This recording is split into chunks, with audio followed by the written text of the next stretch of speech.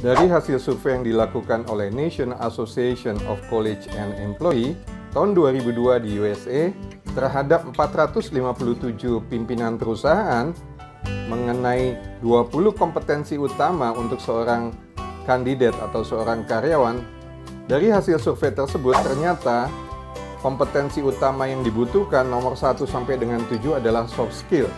Sedangkan nilai indeks prestasi menempati urutan ke-17. Ternyata prestasi akademik bukan satu-satunya yang membuat seseorang sukses dalam dunia kerja, akan tetapi harus didukung oleh soft skill lainnya.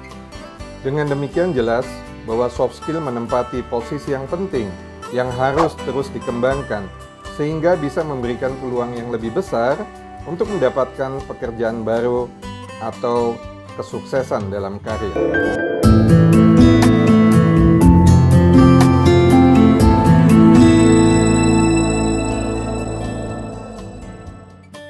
Halo semuanya, selamat bertemu kembali dengan saya Fahmi di channel A to Z to Success.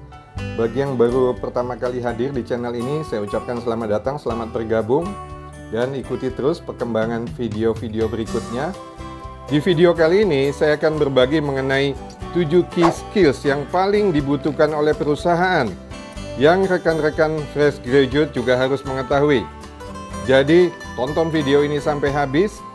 Bagi yang belum subscribe, mohon supportnya untuk like and subscribe, sehingga bisa terus memotivasi saya membuat video-video pelatihan menarik lainnya.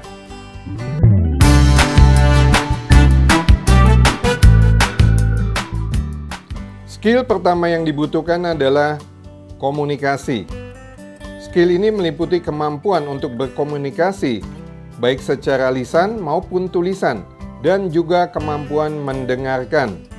Anda harus mampu menangkap segala sesuatu dengan jelas, tepat dan fokus, serta dapat menyampaikan pesan yang Anda maksud dengan baik kepada audiens, dan mampu mendengarkan dari sudut pandang orang lain.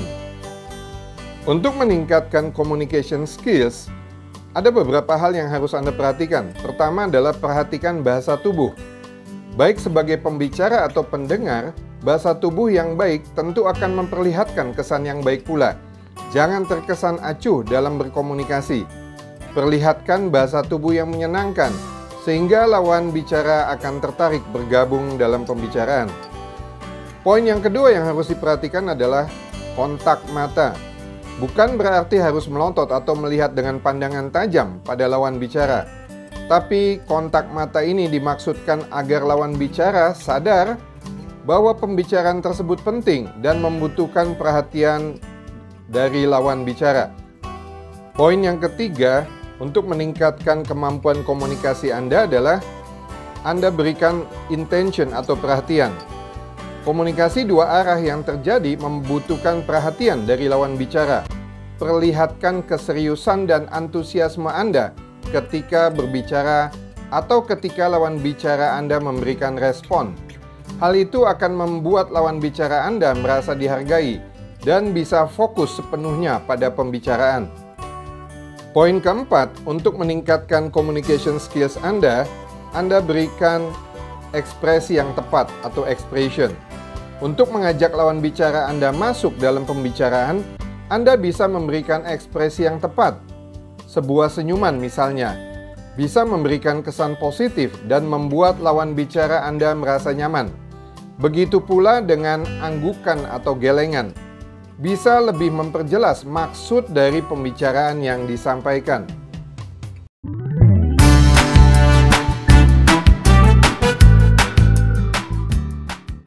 Key skill yang kedua adalah kerjasama tim. Anda harus bisa membuktikan bahwa Anda merupakan seorang team player yang baik. Namun tidak hanya itu saja, Anda juga harus memiliki skills untuk mengelola dan mendelegasikan pekerjaan dengan penuh tanggung jawab. Singkatnya, semuanya tentang membangun positive relation dan bisa membantu perusahaan untuk mencapai target bisnis yang telah ditetapkan.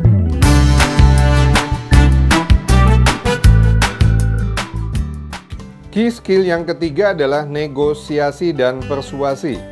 Dengan memiliki skill ini, berarti Anda dapat mengatur segala hal yang ingin dicapai, serta tahu betul bagaimana cara yang tepat untuk mencapainya.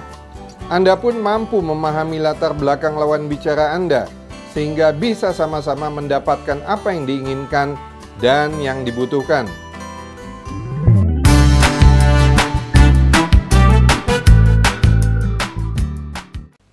Key skill yang keempat adalah problem solving.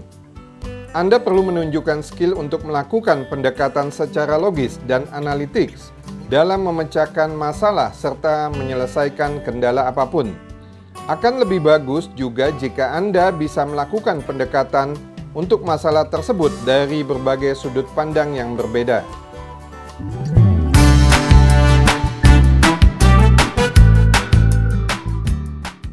Key skill yang kelima adalah leadership skill.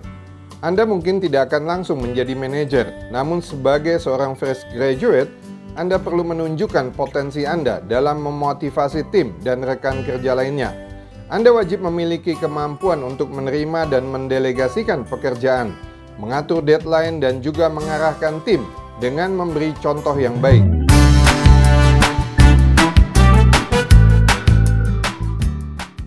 Key skill yang keenam adalah organize. Skill ini menunjukkan bahwa Anda bisa menentukan prioritas, bekerja secara efektif dan efisien, dan juga mengelola waktu dengan baik. Akan menjadi nilai plus jika Anda dapat menunjukkan kepada perusahaan bahwa Anda rapi atau apik dalam menyelesaikan pekerjaan sesuai dengan deadline yang ditentukan.